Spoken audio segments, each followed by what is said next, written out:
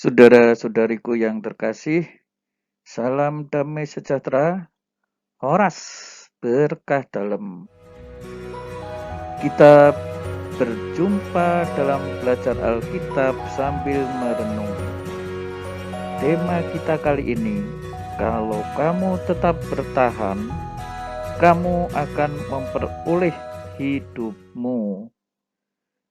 Ya, saudara-saudariku yang terkasih, bahan ini dari Injil Lukas bab 21 ayat 5 sampai 19. Baik, mohon dibantu untuk subscribe, sebarkan kepada teman-teman karena dengan demikian saudara-saudari ikut mewartakan Injil ya di grup-grup yang saudara ikuti. Nah, saudara-saudariku yang terkasih, ketika beberapa orang berbicara tentang bait Allah dan mengagumi bangunan itu yang dihiasi dengan batu-batu yang indah-indah dan dengan berbagai barang persembahan, berkatalah Yesus, apa yang kamu lihat di situ akan datang harinya di mana tidak ada satu batu pun akan dibiarkan terletak di atas batu yang lain. Semuanya akan diruntuhkan. Dan murid-muridnya bertanya kepada Yesus, katanya, Guru, bila mana itu akan terjadi dan apa tandanya kalau itu akan terjadi? Nah, saudara-saudari yang terkasih, sebenarnya bacaan Injil ini tidak secara langsung berbicara mengenai akhir dunia ya, bahkan boleh dikatakan ini yang mau dibicarakan adalah ya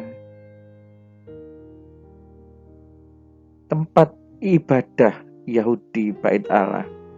Ya, karena orang begitu kagum akan bangunan-bangunan fisik yang dihiasi berbagai batu yang indah yang menjadi kebanggaan mereka. Ya, kemegahan bait suci ini memberi kesan bahwa seakan-akan kalau bangunan seperti ini dan ini bangunan yang diperuntukkan bagi Tuhan tidak akan hancur, tidak akan rusak meskipun ini adalah bangunan yang sifatnya jasmaniah ya, karena ini kan bangunan gedung.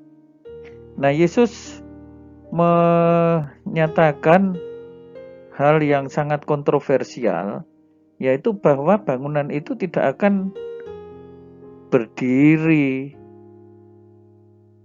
untuk seterusnya. Saatnya akan tiba, satu batu pun tidak terletak di atas batu yang lain. Semuanya akan diruntuhkan, semua. Nah, saudara-saudari, ini memang jelas yang disampaikan oleh Yesus ini adalah nubuat akan kehancuran Yerusalem. Dan memang benar ya, sekitar tahun 70-an awal ya, di saat itulah kehancuran Yerusalem yang diramalkan itu terjadi. Ya, terjadilah keruntuhan yang memporak-porandakan Yerusalem. Ya, murid-murid bertanya bila mana itu terjadi.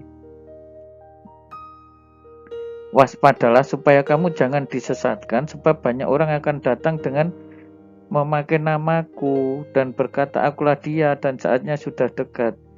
Jangan kamu mengikuti mereka.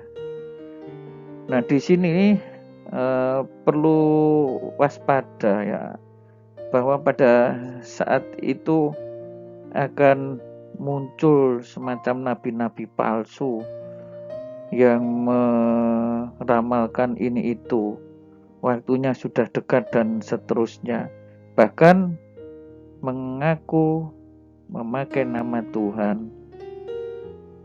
Apabila kamu mendengar tentang peperangan dan pemberontakan, jangan kamu terkejut, sebab semuanya itu harus terjadi lebih dahulu, tetapi itu tidak berarti kesudahannya akan datang segera.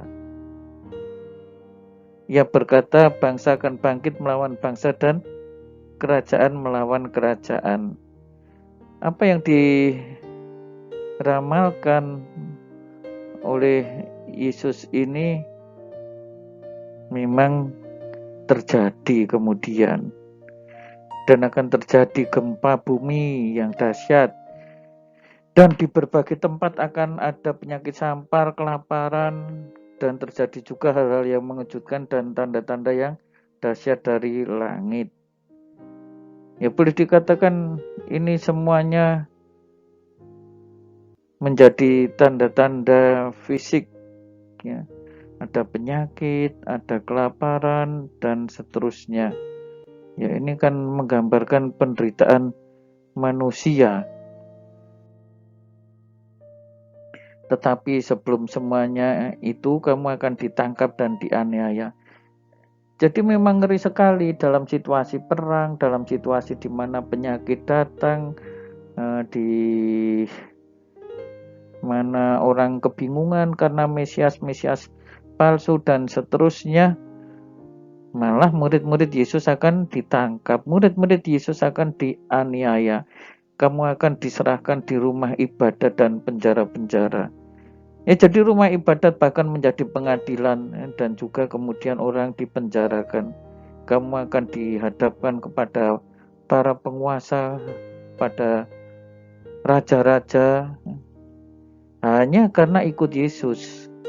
Tetapi Yesus mengatakan, ayolah, ini akan menjadi kesempatan untuk bersaksi. Ini akan menjadi saat, ya, penderitaan penganiayaan seperti ini, ya, murid-murid harus tetap melakukan pewartaan yang benar, ya. Karena apa? Nah, prinsipnya Allah akan memelihara ini kesempatan untuk bersaksi. Ya, cobalah kalau hal seperti itu dianggap sebagai suatu kesempatan, ya. Ini mau menunjukkan bahwa ya Allah akan tetap menjaga mereka. Sebab itu tetapkanlah di dalam hatimu supaya kamu jangan memikirkan lebih dahulu pembelaanmu. Sebab aku sendiri akan memberikan kepadamu kata-kata hikmat sehingga kamu tidak dapat ditentang atau dibantah lawan-lawanmu. Nah, saudara-saudari yang terkasih, Allah akan memelihara mereka. Ya, jangan terlalu berpikir, terus ini bagaimana, begini begono dan seterusnya. Tuhan sendiri yang akan memberi kata-kata hikmat, sehingga kamu tidak dapat ditentang atau dibantah. Ya, yang namanya kebenaran itu memang tidak akan terbantahkan, ya. Allah akan melindungi. Ya, jadi yakinlah, ya. Dan kamu akan diserahkan juga oleh orang tuamu, saudara-saudaramu, kawan keluargamu, sahabat, dan beberapa orang di antara kamu akan dibunuh. Dan kamu akan dibenci oleh semua orang karena namaku. Ya, hanya karena kita ikut Yesus akan dibenci, ya. Yesus sudah mengingatkan, ya, sejak awal, ya, murid-murid tetap harus berani, tetapi tidak selai pun dari rambut kepalamu akan hilang. Nah, saudara-saudari, coba lihat ini, bagaimana perlindungan Tuhan ini yang luar biasa, ya. Selai rambutnya pun tidak akan hilang, ya, meskipun bisa jadi mereka akan harus menghadapi siksaan, penganiayaan, bahkan juga kematian. Nah, ini sulit, ya, di dalam beriman pengertiannya seperti ini. Ya, boleh dikatakan penderitaan, penganiayaan kadang, ya, tidak selalu, ya, kadang itu menjadi bagian dari murid-murid Yesus. Kalau kamu tetap bertahan, kamu akan memperoleh hidupmu. Lihat, ya, Yesus yang memanggul salib. Nah, saudara-saudari yang terkasih dalam Tuhan, bagaimana kita merenungkan ini di masa saat ini? Ya, dalam situasi sulit dan tidak menentu seringkali kita alami, ya, hendaknya para murid tetap yakin akan penyelenggaraan dan tuntunan Allah. Hidup mati itu ada di tangan Allah. Dalam pandangan Kristiani mengenai Alkitab, hari-hari terakhir dunia itu tidak selalu kita ketahui di depan mata. Ya, memang yang ditulis di dalam Injil itu mengenai keruntuhan Yerusalem, ya, tetapi kita jangan pernah membuang waktu. Kita rayakan hari Minggu seakan-akan ini adalah hari terakhir. Kita ingin berterima kasih kepada Tuhan untuk seluruh perlindungan, untuk seluruh waktu yang Tuhan berikan kepada kita. Pokoknya tetap bertahan, tetap berjuang, tetap ikut Yesus. Sekali ikut Yesus, tetap ikut Yesus. Ya. Jangan pernah merasa takut sebagai murid-murid Tuhan. Tuhan Yesus memberkati. Berkah dalam. Saudara-saudari sekalian, pekerjaan saudara, aktivitas saudara, keluarga saudara, dilindungi dan diberkati oleh Allah yang Maha Kuasa, Bapa dan Putera dan Roh Kudus. Amin.